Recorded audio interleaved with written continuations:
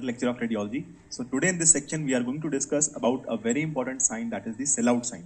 And we are going to talk about the lung infections like your staphylococcal infection, what is the imaging finding that you are going to see in Klebsiella pneumoniae, various fungal infections like the fungal ball, APPA, invasive aspergillosis, and the very most common infection in India, that is the chest tuberculosis. So let us begin with the sellout sign. What is the name? What is the meaning of sellout sign? Sellout name comes from the name of a French cabinet minister. He was a very cheap minister because he used to do a lot of corruption, and because of which the government was left with very less funds. And after his name, an art was started that was just using black and white colors. So this was the form of art, and this art got its name as sellout.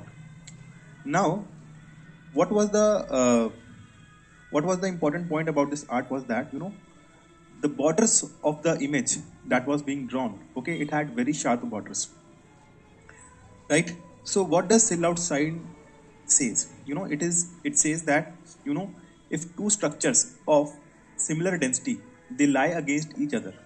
For example, this is a shadow of a woman. Now if I draw another shadow, if I draw a ball like of similar density, that is black, you will see that the density of the woman, it is getting obscured. So it is based on the principle of differential radiographic density. So on an X-ray image, different tissues can be represented in 5 colors. So these are the 5 colors, right? So one can be, the most black is that of air. Then you have fat, which will also appear radiolucent. Then all these soft tissues and water, they are going to again appear radiodense. Then more denser than the soft tissues will be your bone, and the extreme density will be that of metallic density, right? Now, why are we able to see clavicle? Why are we able to see the heart? Let me just try to explain it to you. So guys, if you look at this image, we are able to see the clavicle because clavicle has a different density. It has a density of that of bone, and clavicle is surrounded by soft tissues, and soft tissues have a different density. That is why we can see the borders of the clavicle very clearly. If we look at the borders of the heart, why are we able to see the borders of the heart very clear? Because heart has a soft tissue density, and heart is surrounded by lungs, right? And lungs has an air density. Lungs has an air density. So when two structures of different density, they are lying adjacent to each other, we will be able to see the margins or the borders of the heart or borders of any structure. Now what happens? Now sellout sign, it is used for seeing any consolidation within the lung. So if there is any consolidation, what do you understand by consolidation? Consolidation, it is nothing, it is collection of fluid, pus or blood within the alveoli. So in a normal patient, we are not able to differentiate between alveoli and bronchi. Why? Because both of these are filled with air. But when you will see alveoli being filled with pus, when alveoli get filled with pus, blood or fluid, they will have a water density or soft tissue density, water or soft tissue density. And when this density, it is lying adjacent to the heart or any border of the heart or diaphragm, you will see that the borders of that structure, it is going to get obscured. Let me show you an example. So here in this image, what we can see, that there is a homogeneous opacity in the right middle zone, right?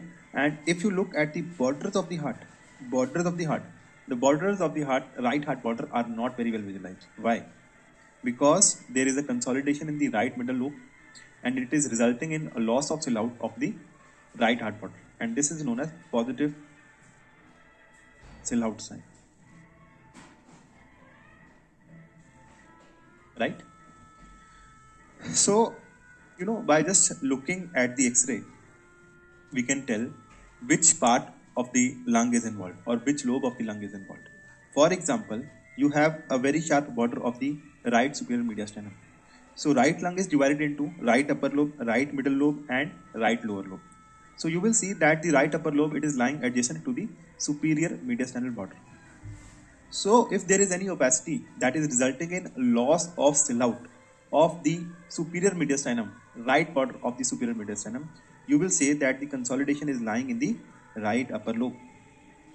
If there is loss of silhouette of the right heart border, loss of silhouette means loss of sharp margins of that structure. If there is loss of silhouette of the right heart border, you will say that the consolidation is lying in the right middle lobe. And if there are loss of sharp margins of the right dome of diaphragm, you will say that the consolidation it is lying in the right lower lobe. Consolidation is lying in the right lower lobe, right? So similarly, you can apply the same concept on the left side as well. So you will see that this aortic knuckle, it is lying against the apico-posterior segment of the left upper lobe. So if there is any consolidation in the left apico-posterior segment of the left upper lobe, it will result in loss of silhouette of the aortic knuckle. If you look at the thoracic aorta, okay, this is your descending thoracic aorta. So just remember, if I just draw one image, right? Sagittal image of the heart, and I draw the lungs also, you will see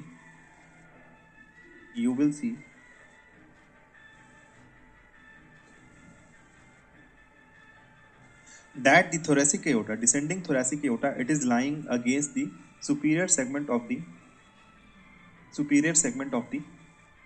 left lower lobe, right? So when there will be loss of silhouette of the thoracic aorta, it means that there will be a consolidation in the left lower lobe. And when borders of the left heart border are lost, what will you see? It will mean that there is a consolidation in the left lingular segment, right? And when there is a consolidation in the left lower zone, okay, that is your left lower lobe, it will result in a loss of silhouette of the left dome of diaphragm. So guys, these are your various right-sided and left-sided silhouettes that you should know. And this silhouette sign will be positive in a patient with lung consolidation. Now I will show you another very important image. Okay, now you have to try to identify also. So this is a patient who presented with history of fever and cough. What do you see on this X-ray? So in this X-ray you can see that there is, if you look at the superior mediastinum, the superior mediastinum appears normal, borders appear normal, borders of left and right heart border appears normal, borders of right dome of diaphragm appears normal. But if you look at this image, the borders of the left dome of diaphragm, they are not very well visualized. It means that there is some consolidation in the left lower lobe. Now, when this patient was treated with antibiotics and an X-ray was taken 6 weeks later, what we could see? We could see that the borders of the left dome of diaphragm, they are very clear, right? So basically the infective consolidation that got cleared after treatment with antibiotics. Here what I want to tell you that this silhouette sign, it is not only for lung consolidation, it can be applied for mediastinal masses.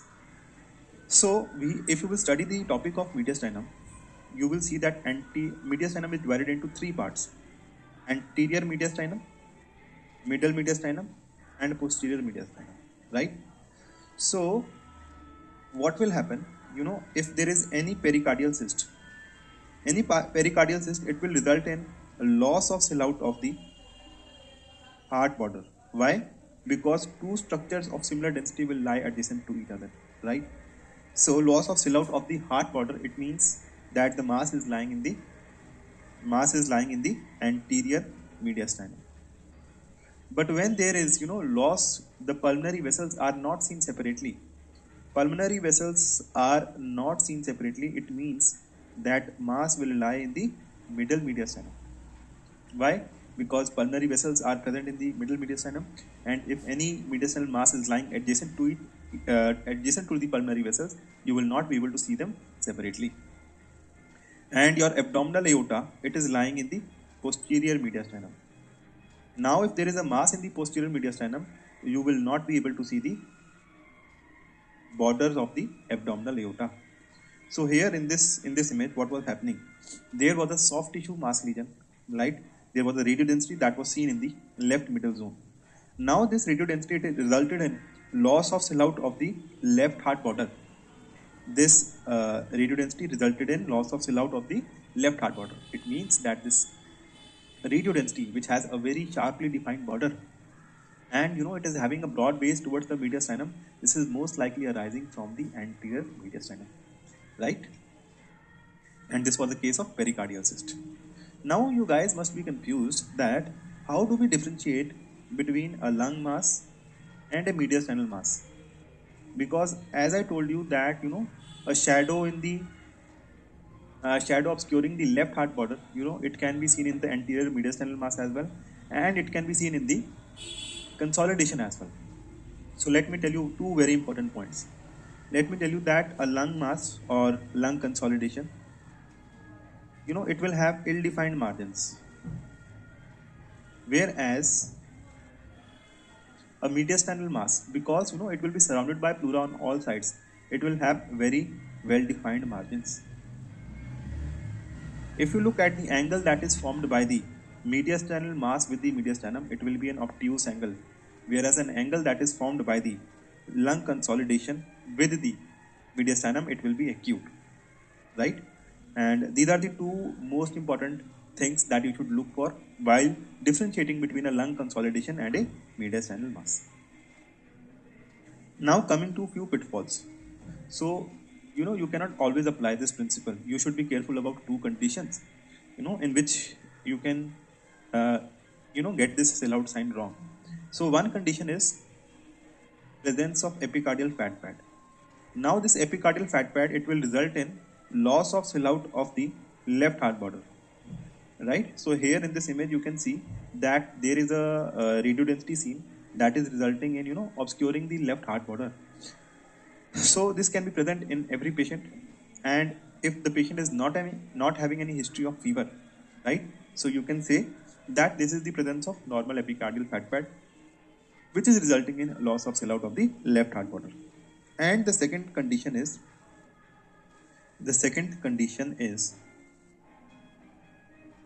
depressed sternum. What will depressed sternum do? Depressed sternum will push the heart towards the left side, and when the heart is pushed towards the left side, you will not be able to see the right heart border separately. And when right heart border is not seen separately, you will not say that there is a consolidation in the right middle lobe. It is just due to a normal phenomenon. The sternum is depressed. It has pushed the heart towards the left side, and now all the heart, it is lying on the left side, and you are not able to see the border of the right side of heart separately, right? So these are two important pitfalls that you should remember. Now what is air bronchogram sign? So air bronchogram sign is another sign that is seen in a patient with lung consolidation. Now in a normal patient, what happens? Your alveoli and bronchi, they are filled with air,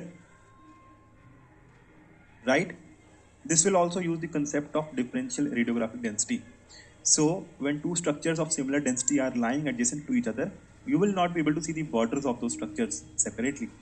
So when alveoli and bronchioles, they are filled with air, they have similar density, we will not be able to see the borders of the alveoli or bronchi. Now what happens when there is a consolidation? As I told you, in a consolidation, your alveoli will get filled with blood, pus or fluid. And when this happens, the density of alveoli, it changes from air to the water density. Air to the water density. And now when you will get an X-ray done, you will see that there will be two alveoli. Let us just draw the alveoli in a square shape. Between the alveoli, there will be bronchioles which will be traveling, right? So now what you will see, that there will be an area of consolidation, and within that area of consolidation, you will be seeing linear radiolucencies, and these linear radiolucencies will be seen due to the air in the bronchioles. So when you are seeing a homogeneous opacity, and through that homogeneous opacity there is a translucency traversing through it, it means that it is a consolidation seen in a patient with history of fever, history of cough, and air bronchogram sign is positive in this patient. So this was the image on an X-ray. Now let us have a look at the CT image. So you must have seen the basics of CT. So this is a lung window image. And in the lung window, all the soft tissues, whether it is your, whether it is your whether it is your bone, whether it is your mediastinum, everything is going to appear hyperdense. Even the consolidation is going to appear hyperdense, right? So here in this image, we can see that there is a consolidation in the right middle zone. And through that consolidation, we can see linear translucencies. And this is again your air bronchogram sign. Right? The other causes of air bronchogram sign, okay? So one is filled consolidation, infective consolidation, when it gets filled with pus. When it gets filled with fluid in a patient with cardiogenic edema or non-cardiogenic pulmonary edema, we will again get this air bronchogram sign. In a patient with ARDS, again we are going to get this air bronchogram sign. And when this alveoli get filled with blood, that is your pulmonary hemorrhage. Again we are going to see the same sign, that is your air bronchogram sign. Now let me give you few clinical scenarios, and we will see their important clinical as well as imaging findings. So this is a patient, who presented with history of cough and fever. For every patient of cough and fever, what you will do, you will get an X-ray done. And what do you see on the X-ray? You see that there is a cystic lesion in the left middle zone. Cystic lesion. Sometimes you can see a single cyst. Sometimes you can see multiple cysts. Right? So this is your pneumatocoel formation in a patient with history of cough and fever. So this is not normally seen in a normal pneumonia, right? So when you are seeing that there is pneumatocoel formation in a patient, what will you think of? You will think of a condition that is the staphylococcal pneumonia. Staphylococcal pneumonia, right? So this was the first condition that I was talking about. Now in this patient has history of alcohol intake, right? And besides alcohol intake, this patient can be debilitated also. You get an X-ray done, and what do you see on the X-ray? You see that there are areas of consolidation in this patient, right? Areas of consolidation can be seen. Besides the area of consolidation, there are cystic lucencies. So these cystic lucencies are cavitary changes within the lung. So when you are seeing that we have history of alcohol intake in the patient, or the patient is alcoholic, and you see that there is a consolidation plus cavitary changes, what will you think of?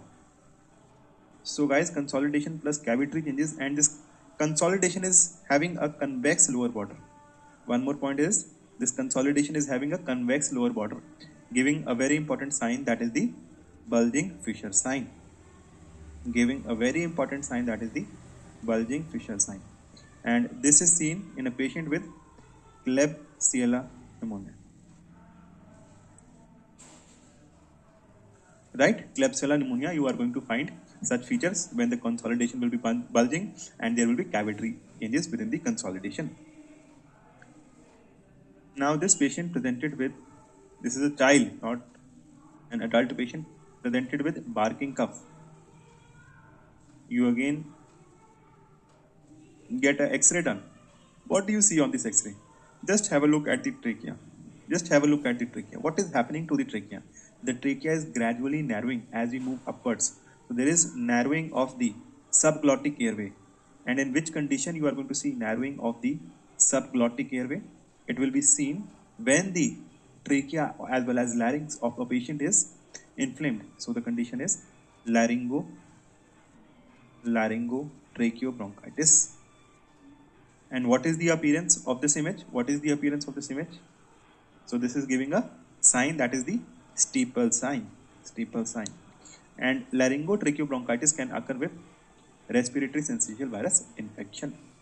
Right? So we have a characteristic history, that is barking cough. And on the X-ray we are seeing a sign, that is the steeple sign. Now coming to another X-ray. This is a child who has difficulty in speaking. And The patient also has inspiratory stridor. You get a lateral X-ray of the neck done, and on the lateral X-ray of the neck, what do you see? That there is thickening of the epiglottis. There is thickening of the epiglottis. And what does this mean? That there is inflammation of the epiglottis in this patient, and this is the thumb sign that you will see in a patient with acute epiglottitis. And remember that this acute epiglottitis can occur after infection by your Haemophilus influenza bacteria, right? So what is the image that is being shown to you? This is an image, HRCT image of a patient, and in this HRCT image of a patient, the history is that the patient is HIV positive. The CD4 count of the patient is less than 200. Okay, you will get an X-ray done for this patient. Okay, and after the X-ray, an HRCT test was done for this patient. And what do you see on the HRCT test? You see multiple ground glass opacities, predominantly in the perihilar location, right?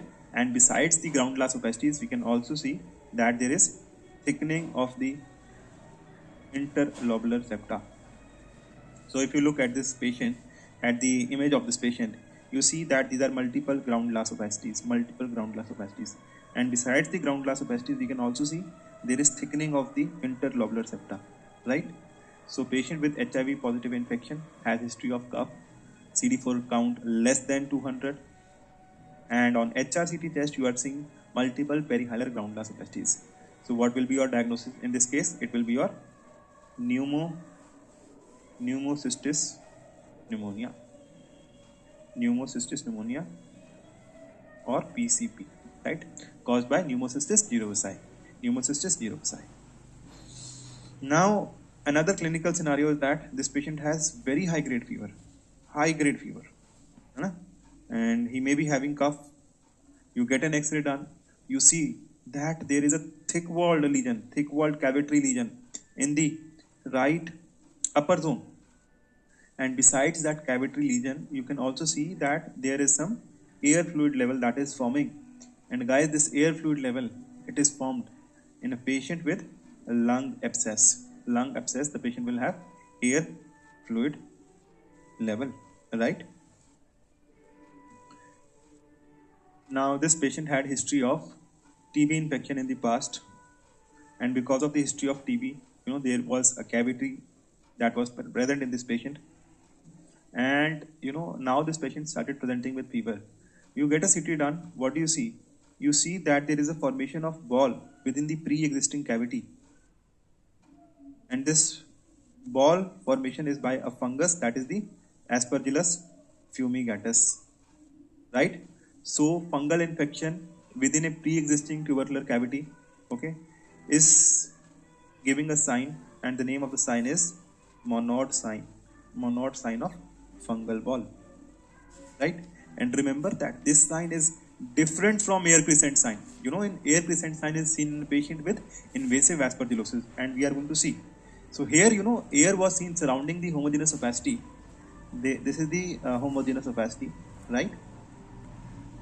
And surrounding this homogeneous opacity, we can see a crescentric shaped air. And this was due to the formation of fungal ball within a pre-existing cavity. We will see what happens in a patient with invasive aspergillosis. Now, this patient has history of asthma. Started coming to you with cough, with expectoration, right? Patient has history of asthma. Then other clinical things which can be mentioned in this question is the IgE levels of the patient are more than 1000. Serum IgE is positive for Aspergillus species. Even the skin test is reactive. And you get a CT done for this patient, right? HRCT test done for this patient. And what do you see on the HRCT test? On the HRCT test, guys, you see that there are bronchiectatic changes which are seen predominantly in the central part of the lung. Bronchiectatic changes in the central part of the lung are seen, right? So all these things, asthma, IgE levels more than 1000, reactive skin test, and IgE positivity for Aspergillus species. This is seen in a patient with allergic bronchopulmonary aspergillosis ABPA, right? So this has one important finding in the X-ray as well. So when these bronchoclitic changes, they get filled with fluid, it results in the formation of bronchocoele, and this bronchocoele will give the formation as finger in glove appearance. Will give the formation as finger in glove appearance, right? Now this patient has history of, every patient of infection will have history of fever, any chest infection, they are going to have some kind of cough also. No, so I'm not repeating that thing again. Now what is happening, this is a very important sign. So let me tell you the name of the sign and let me just try to describe it. This is a halo sign. So what do you see in halo sign? In halo sign, there will be a central area of consolidation, and surrounding that consolidation, you will see multiple ground glass opacities. So what is happening here? You see that there is an area of consolidation involving the lingular segment of left upper lobe, and surrounding that consolidation there are ground glass opacities. So this is your positive halo sign, and we all know halo sign, it is seen in a patient with invasive aspergillosis. Now let us understand why is this halo sign occurring. Now invasive aspergillosis means, this Aspergillus fumigatus, it is going to invade your pulmonary arteries, right? So when it is invading the pulmonary arteries, it can result in hemorrhage also. Okay, hemorrhage, pulmonary hemorrhage. This pulmonary hemorrhage appears as ground glass opacities, and when it is occluding the vessels, it can result in lung infarct also, and this area of lung infarct will appear as an area of high density or area of consolidation. So what do you see? We see a central area of consolidation surrounded by multiple ground glass opacities.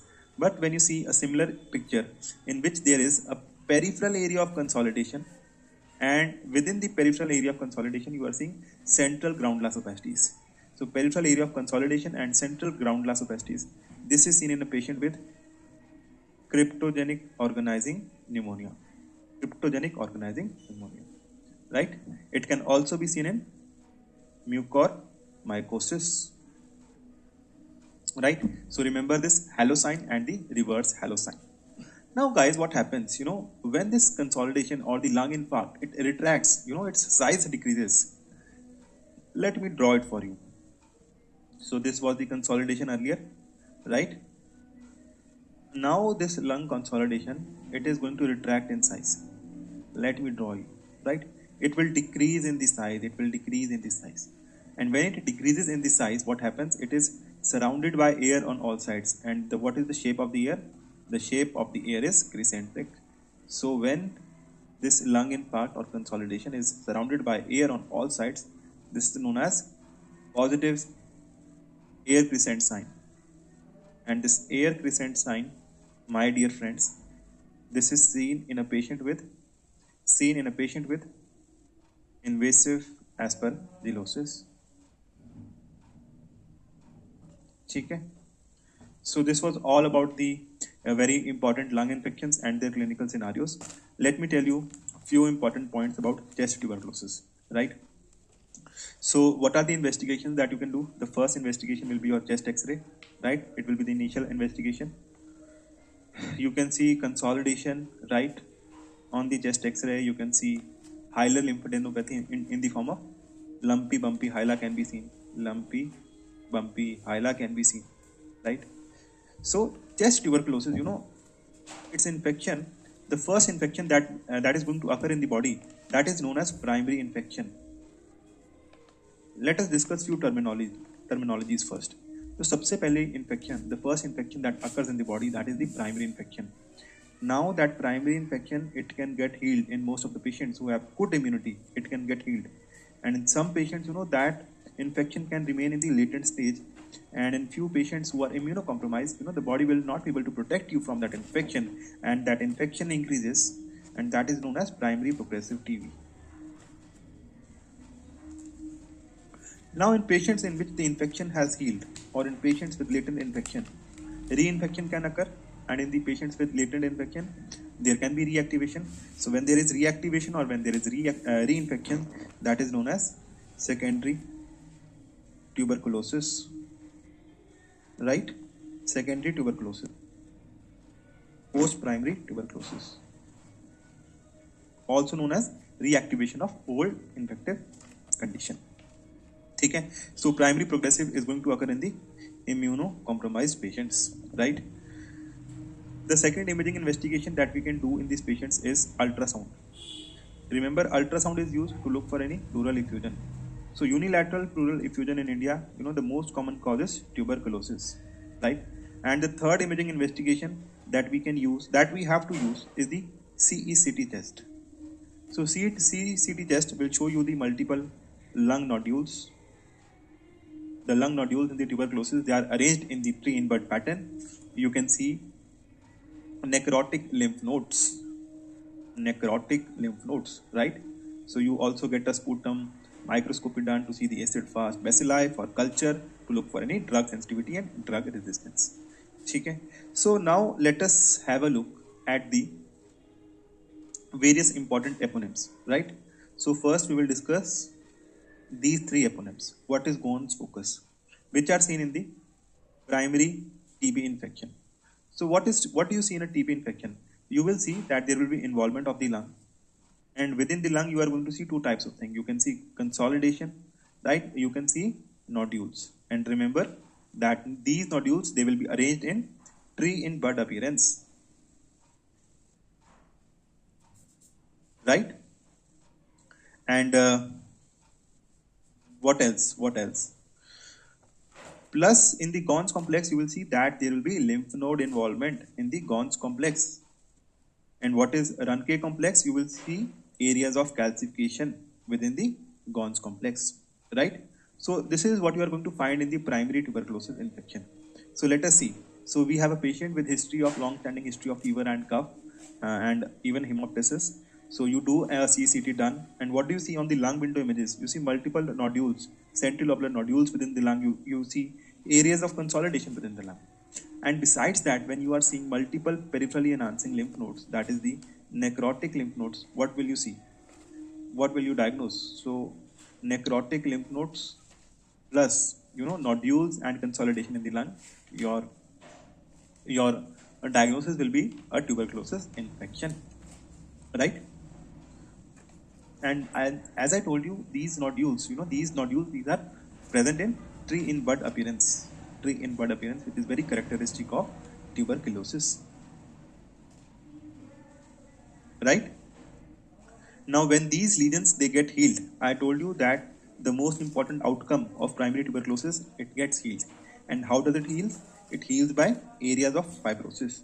So areas of fibrosis can be present, and these areas of fibrosis, it can result in ipsilateral deviation of the trachea as well, right? Now talking about the secondary tuberculosis, that is your post-primary tuberculosis. The most important manifestation or the imaging finding of secondary tuberculosis is that there will be formation of cavities. When cavity formation is seen within a lung infection and the patient has history of old tuberculosis infection, you will think of reactivation, right? And this is most common in the posterior segment of the upper lobe and superior segment of the lower lobe. Now what do we see here, right? We see that there are multiple nodules are present in the entire lung. These nodules are distributed randomly. These are present in the centrilobular location. These are present in the perilymphatic location, right? So this random distribution of nodules within the lung, this is known as Millery pattern. And Millery pattern occurs when there is hematogenous spread of the infection, of the tuberculosis infection, and seen in Millery tuberculosis. So just remember that this Millery pattern, this is not just reserved for TB. It can be seen in other conditions as well. So do you want me to enumerate the other conditions? The cardiac causes can include your mitral stenosis, right? The infective conditions can include the other lung infections like your histoplasmosis, blastomycosis, coccidio, coccidioidomycosis, right? So in these conditions, you can get infective nodules. Then as far as neoplastic conditions are concerned, you can get miliary nodules in a patient with lymphangitis carcinomatosa. Lymphangitis carcinomatosa. Then in patient with leukemia, you can have such condition, right? And as far as miscellaneous conditions are concerned, you can find this in coal workers pneumonia, then silicosis and Loeffler's syndrome, right? So you can be given a picture that is showing you the miliary nodules, and they can ask you a question that these miliary nodules are seen in all the conditions except. Now let us talk about the other eponyms in TB. So sometimes there can be an extrapulmonary TB, and this extrapulmonary TB can result in a apical nodule, right? So what is Simon's nodule, okay, or Simon's focus? So Simon's focus is nothing; it is a apical lung nodule seen in a patient with extrapulmonary TB, seen in a patient with extrapulmonary tuberculosis, right? When there is reactivation of the Simon's focus, that is known as Asman's focus. Reactivation of your Siemens focus. Then one more important lesion, that is the Puhal's lesion. So Puhal's lesion, it is a chronic TB infection that is located in the apex of the lung, right? Now, this patient presented with massive hemoptysis. This is a tuberculosis patient, massive hemoptysis. So if a patient is presenting with massive hemoptysis, you will get a CT pulmonary angiogram done. CT pulmonary angiography is done for this patient. And what do you see on the CT pulmonary angiography? You see that there is a contrast-filled outpouching arising from the branches of the descending pulmonary artery. So this contrast-filled outpouching from the descending pulmonary artery, this is your aneurysm involving the descending pulmonary artery, also known as Rasmussen aneurysm. Right? So if there is a subintimal caseating focus in the pulmonary vein, it is known as Viegart's focus. Listen to me very carefully. Subintimal caseating focus in the pulmonary vein is known as your Viegart focus. Now guys, let us discuss few important signs of the lobar collapse, right? So signs include direct signs and the indirect signs.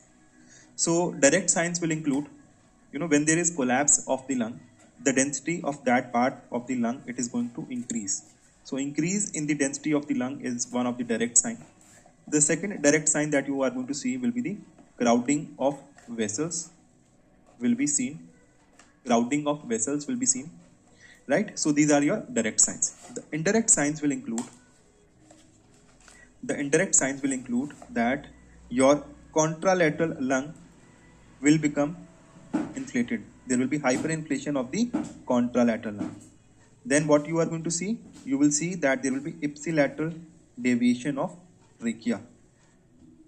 Ipsilateral deviation of trachea will be seen, right? And what you can see that there will be pulling up of the hyla and diaphragm.